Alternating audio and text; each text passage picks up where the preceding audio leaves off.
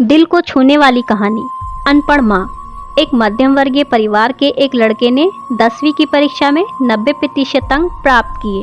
पिता ने जब मार्कशीट देखकर खुशी खुशी अपनी पत्नी को कहा, सुनो, आज खीर या मीठा दलिया बना लो। स्कूल की परीक्षा में हमारे लाडले को 90% अंक मिले हैं। माँ किचन से दौड़ती हुई आई और बोली, सच? मुझे भी दिखाइए मेरे बच्चे की कामयाबी की पर्ची।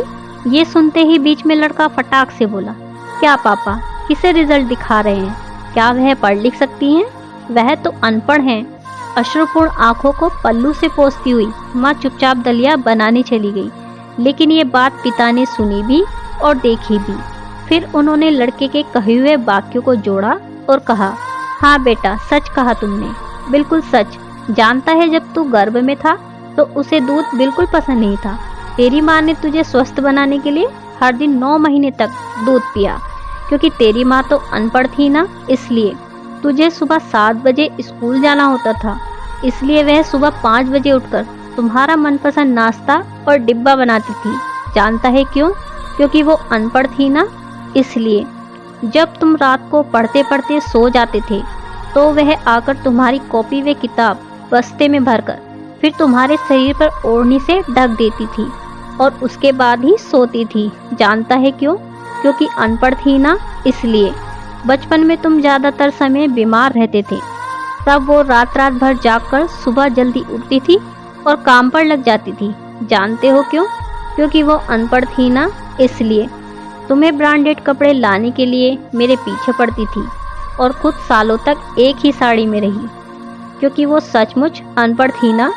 बेटा, पढ़े लिखे लोग पहले अपना स्वार्थ और मतलब देखते हैं, लेकिन तेरी माँ ने आज तक कभी नहीं देखा। क्योंकि अनपढ़ है ना वो, इसलिए। वो खाना बनाकर हमें परोसकर कभी कभी खुद खाना भूल जाती थी। इसलिए मैं गर्व से कहता हूँ कि तुम्हारी माँ अनपढ़ है।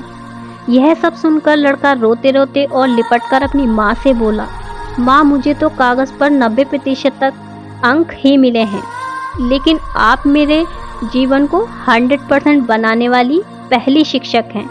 माँ, मुझे आज 90% अंक मिले हैं, फिर भी मैं अशिक्षित हूँ और आपके पास PhD के ऊपर की उच्च डिग्री है। क्योंकि आज मैंने अपनी माँ के अंदर छुपे हुए रूप में डॉक्टर, शिक्षक, वकील, ड्रेस डिज़ाइनर, बेस्ट कुक, इन सभी के दर्शन कर लिए हैं। मुझे माफ़ कर दो माँ, मुझे माफ़ कर दो। माँ ने तुरंत अपने बेटे को उठाकर सीने से लगाते हुए कहा, पगले, रोते नहीं हैं, आज तो खुशी का दिन है, चल हंस। और उसने उसे चूम लिया। ऐसी होती है माँ।